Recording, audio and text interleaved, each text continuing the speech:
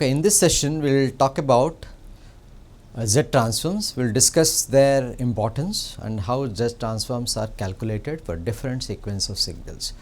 At the end of this session, we will be able to identify how to calculate the Z transforms of various signals. We will be able to identify the region of convergence, and we will also look at the solutions for various common signals and what are the equivalent Z transforms. So, let us start now. Earlier we have seen Laplace transforms, and now we are seeing Z transforms in this session. Basically, Laplace transforms are applicable for continuous time signals.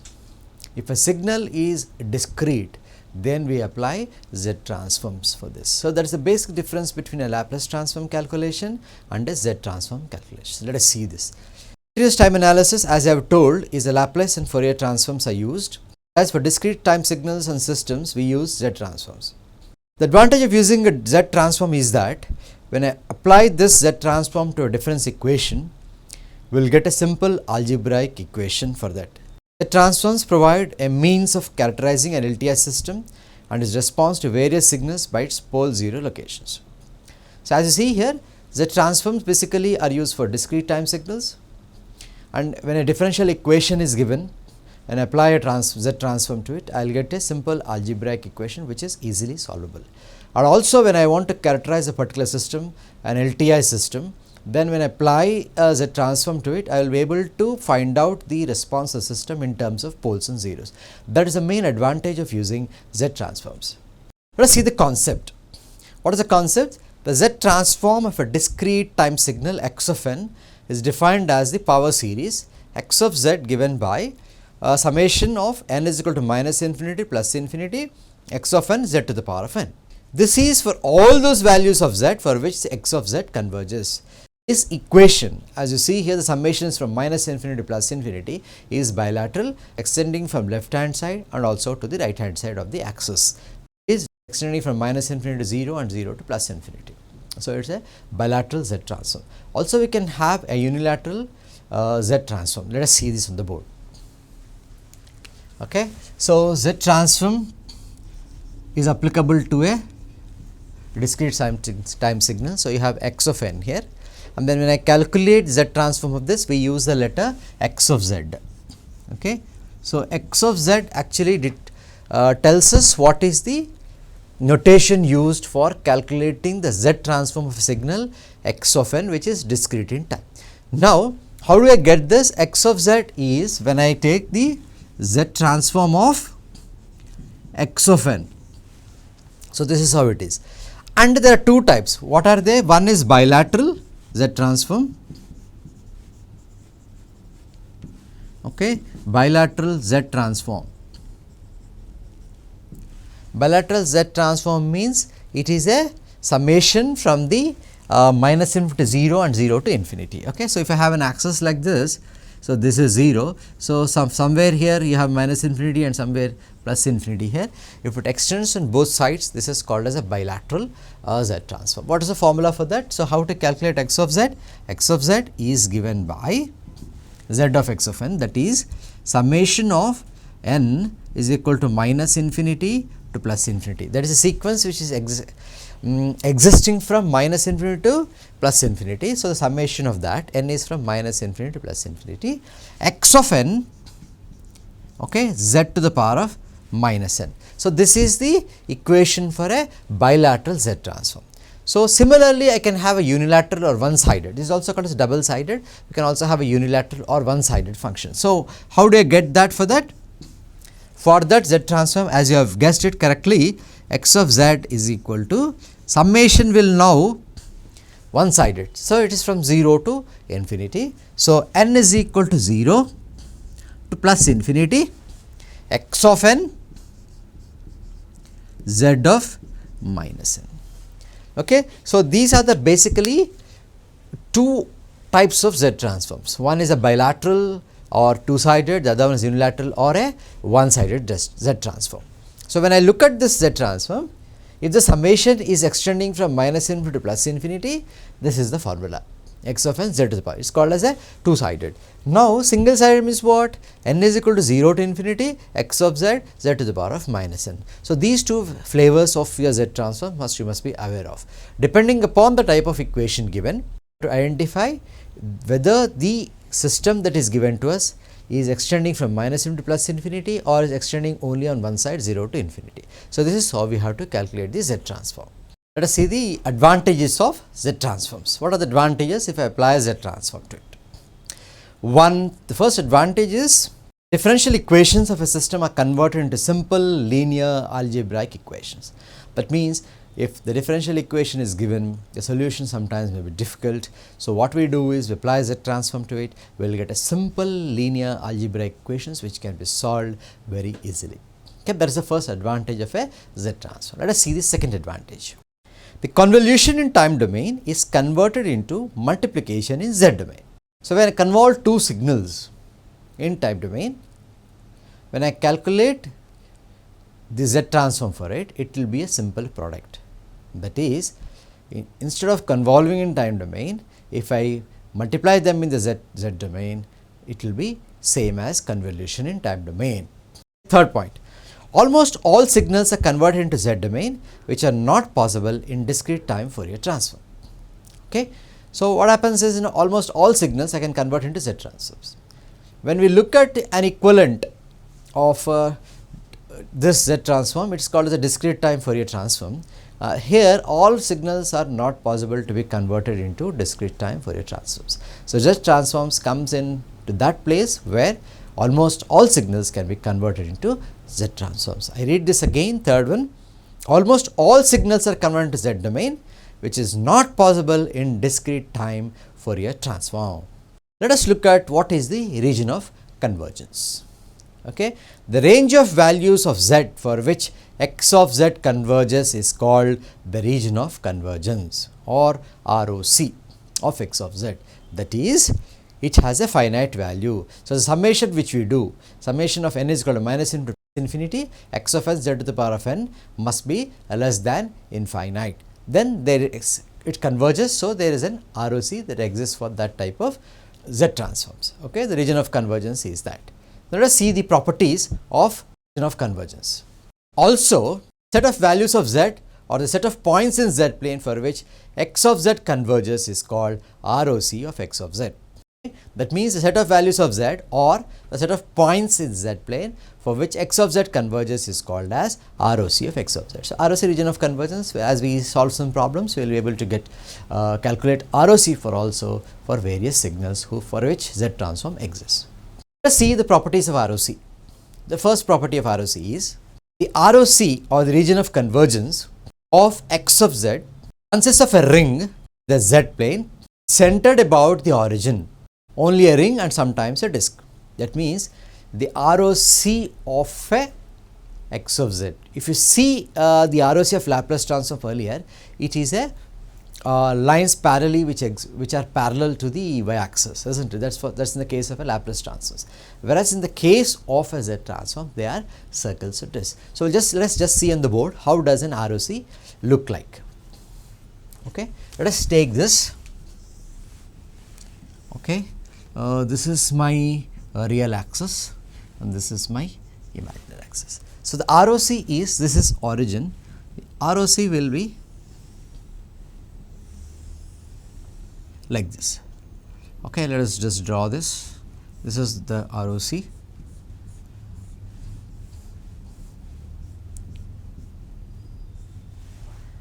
Okay, this is the imaginary plane and this is the real plane and this is the our z plane. Okay, you see here the ROC is in the form of a ring or a disk. This is the circle, okay, of a certain radius, let us say some radius here. So, this is the ROC. Generally, it's looked like this. The second property of ROC. The ROC or the region of convergence does not contain any poles. This is very important. The region of convergence of a Z transform does not contain any poles. Okay, that's the second point. Third, if x of n is of infinite duration, when the region of convergence is the entire Z plane except possibly at Z is equal to 0 and or Z is equal to infinity. So, if x of n is infinite duration, this is what is the ROC for the entire z plane, except possibly at z is equal to 0 or and z is equal to infinity.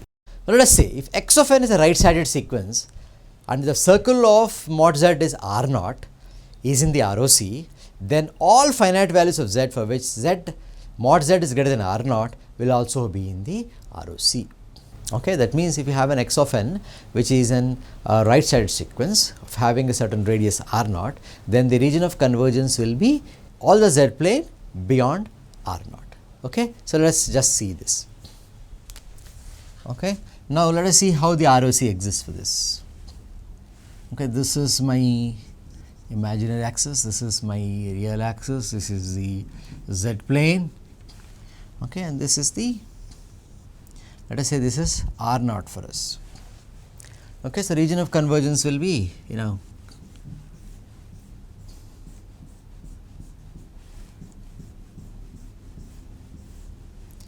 you can just put it here clear. So, this is my, this is the ROC, okay, in the case of a right handed sequence. Let us see the next property of ROC. If x of n is a left sided sequence and the circle mod z is equal to R naught is in the ROC, then all finite values of z for which z lies between 0 and R naught will also be in the ROC. This is the case of a left handed sequence. Let us see this. Okay, again let us see how does it exist for a left handed sequence. This is for a left handed sequence. Okay, this is my imaginary plane, this is my real plane, this is my z plane. Okay, let us draw a circle. This is R naught and this is 0. Now, in this case the ROC is completely this. Okay, so this is the region of convergence for such a left handed sequence. Next property. If x of n is a two sided sequence and the circle mod z is equal to R naught is in the ROC, then the ROC consists of a ring in the z plane which includes the circle mod z is equal to R naught. Okay, now we have seen left handed sequence, we have seen right handed sequence, and if it is two sided sequence of x of n, then how does the ROC, where does the ROC exist? As given here, the ROC consists of a ring in the z plane which includes the circle mod z is equal to R naught. Let us see this. Okay, this is for a two sided sequence. Okay, this is for a two sided sequence. So, let us draw this again. Let us take the, this is the z plane, okay, consisting of real and imaginary axis, and then this is 0. Then the ROC will be like this.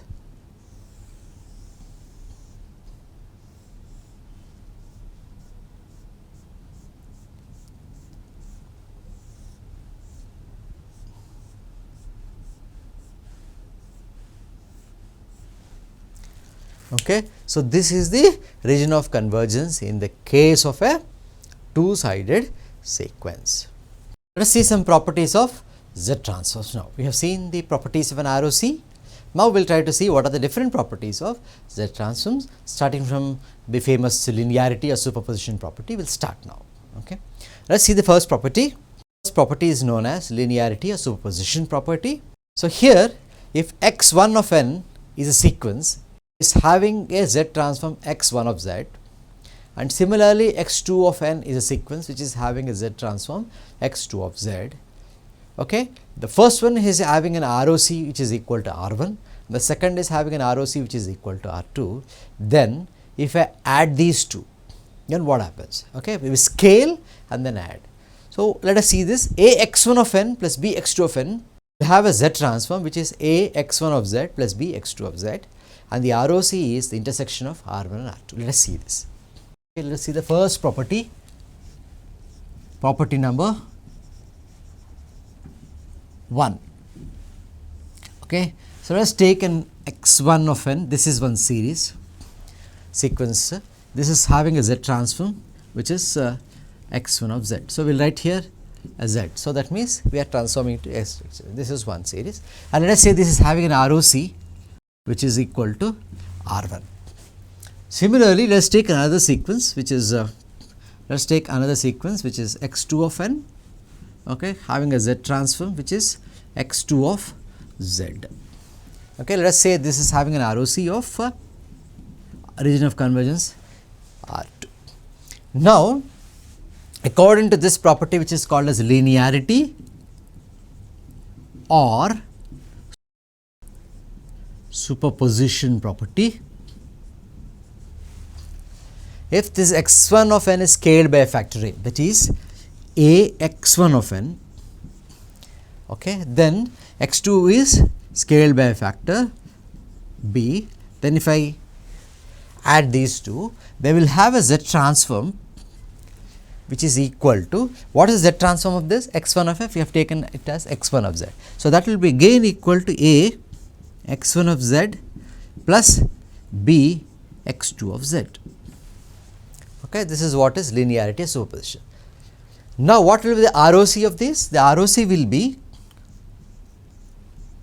intersection of these two. Okay. So, this is the linearity or superposition property. Let us see the property number 2. It is also called as time shifting or translation property. Now, what does this time shifting or translation property say? Z of x of n is scaled by a factor plus or minus k, then that will be equal to z plus or minus k to the power of plus or minus k x of z. This is the time shifting or translation property. Let us see this. Here z transform of x of n earlier, x of n, now this sequence is scaled. Let us say scaled by plus or minus k, okay, time scaling. Then this will have a z transform, x will have a z transform of x of z obviously, okay, and then this will be scaled by a factor z plus or minus k. So, this is the time scaling property. X of n or plus or minus k in the time domain will have an equivalent z transform which is z to the power of plus or minus k x of z. This is called as time scaling or translation property. Let us see property number 3. It is called as a frequency shifting property. Z of e to the power of j omega n x of n is equal to x of e to the power of minus j omega z. That is the frequency shifting property. Okay. So, that means if x of n is shifted by a certain frequency parameter e to the power of j omega n, its equivalent will be x of e to the power of minus j omega z. Okay, let us write this on the board. So, let us say this is my e to the power of j omega n x of n. This will have, as per property frequency, this is frequency shifting property. So, this will be equal to e to the power of minus j omega z. So, this is the frequency shifting property of z transforms. Let us look at the next property, that is property number 4, which is called a scale change property. Z of, that means the z transform of sequence x of n multiplied by a to the power of n will be equal to, will have a z transform, that is x of z by a, and if x of n is scaled by factor a to the power of minus n, then it will be x of az. This is called as a scaling property. So, what does it say? Z of a to the power of n, x of n is equal to x of z by a, and z of a to the power of minus n, x of n is x of az. So, let us see this on the board. So, this is property number 4. Property number 4. Okay. We all have this. X of n is having a z transform x of z. So, z of a to the power of n, x of n will have a z transform which is equal to x of z by a. That is the property. Similarly, if this is a to the power of minus n, x of n, then this will be equal to x of az. This is called as the time scaling, this is, I repeat, this is called as scaling property. A to the power of n, z by a, a to the power of minus n az. Let us see the next property called as time reversal property. Property number 5 is called as a time reversal property. Z of x of minus n is equal to x of 1 by z, that is the time reversal property. Then again we have the famous convolution property in Z transforms, that is given as follows. So, the convolution, that is Z of summation k is equal to minus infinity plus infinity, h of k, x of n minus k will have a product of h of z and x of z. This is the convolution property. When I convolve in a sequence, that is h of k convolved with x of n minus k, and summation is from k is equal to minus into plus infinity. As I take z transform of this, that will be equal to h of k, that is h of z, that is the z transform of it, and x of n having a z transform x of z. So, this will be a product of h of z and x of z. Let us see the seventh property, it is called as a differentiation property. So, z of nx of n is equal to minus z d by dz of x of z. So, this is the differentiation property, that is z of n of x of n is equal to minus z d by dz of x of z. This is called as the differentiation property, and is property number 7. Let us see the next property, property number 8. It is also called as integration or accumulation property.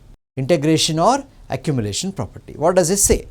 X of n divided by n plus a, if I take a z transform, that will be equal to minus z to the power of a integral 0 to z, z of minus a minus 1 x of z dz. This is called as integration, also called as accumulation property. So, what does it say? It says the z transform of x of n by n plus a will have is equal to minus z to the power of a integral 0 to z, z to the power of minus a minus 1 x of z dz, that is integration or accumulation property. Let us look at the initial value theorem, which happens to be the property number 9. So, what does it say? So, having said that x of n is having a z transform x of z, so initial value theorem is as follows. N tends to 0, that is x of n, that will be x of 0, that is the initial value, is equal to limit z tends to infinity x of z. So, n is tending towards 0, then its z transform limit z will tends to infinity x of z. This is called as initial value theorem, that is x of 0 is given by or is equal to limit z tends to infinity x of z. Next property. The next property is of course the final value theorem. What does it say? X of n is having a z transform x of z. X of n is having a z transform x of z. Then x of infinity, that is limit n tends to infinity x of n, that is equal to x of infinity is equal to limit z tends to 1 minus z to the power of minus 1 x of z. This is the final value theorem. So, x of infinity will be equal to limit z tends to 1 minus z to the power of minus 1 x of z. This is the final value theorem. This is the final value theorem. If there exists a z transform, there must also exist a inverse z transform. So, what is inverse z transform? Inverse z transform is the process of obtaining the discrete time sequence x of n from the given x of z, that is, it is a process of transforming the z domain into the time domain. So, what happens? You have a x of n, you calculate z transform, you will get x of z. Now, given x of z, I want to calculate what is a sequence, time sequence x of n, then that process of converting a z transform into a sequence, that is x of n, is called as inverse z transform. Let us see the various methods to calculate the inverse z transform. The methods are as follows. The first one is called as the inversion integral method. The second one is the convolution theorem method. Third is the long division method. And the fourth one, the most popular one, is the partial fraction expansion method. All these methods are used to calculate the inverse z transform based on the type of equation given. Okay, during the course of this session, we will see, given a z transform, how to calculate the inverse z transforms using various methods available, and which one is the more apt for us to calculate the z transform. Now, let us look at how a z transform can be used in the system function calculation. Suppose let us say I want to find out what is the stability of a given system. If I apply a Z transform to it, how will I be able to find out whether the system is stable or not, as an example. Okay, let us start this. Okay, let us take a definition H of Z. H of Z is defined as follows. So what is H of Z? It is consisting of a numerator which is a summation of m is equal to 0 to capital M, Bm Z of minus m divided by a summation of terms k is equal to 0 to n ak z to the power of minus k.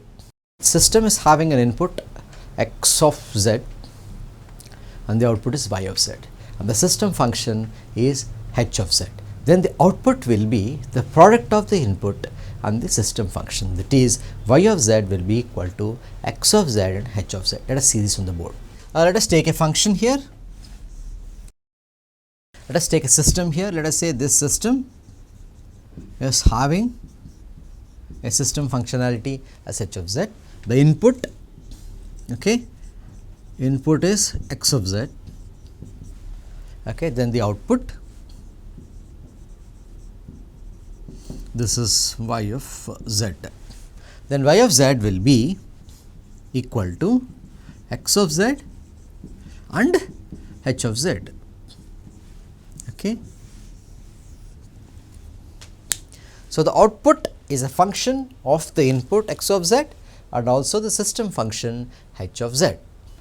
The function h of z is called the transfer function of the system, or is also called as system function. We have used system function as one word. It is also called as the transfer function, which is the famous word h of z. Okay. So if x of n is equal to delta of n, the unit impulse sequence, then x of z is equal to 1. Apply a sequence delta of n, then x of z will be 1.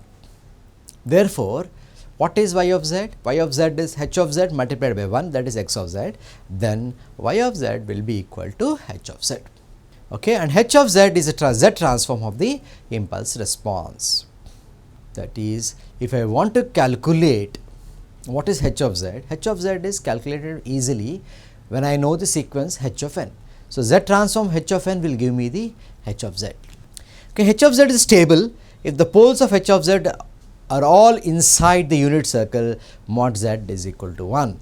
So if I know h of z and if I can calculate the poles and where they are lying, if the poles are all inside the unit circle mod z is equal to 1, then the system is stable. This is how we try to calculate the system functions. So if I know h of z, if I make x of n is equal to delta of n, apply to it, then x of z will be equal to 1. When I apply this to a system, h of z will be equal to y of z, and if I calculate the poles of the function, and if all the poles lie inside the unit circle, that is mod z is equal to 1, then the system is said to be stable. So h of z is giving lot of information.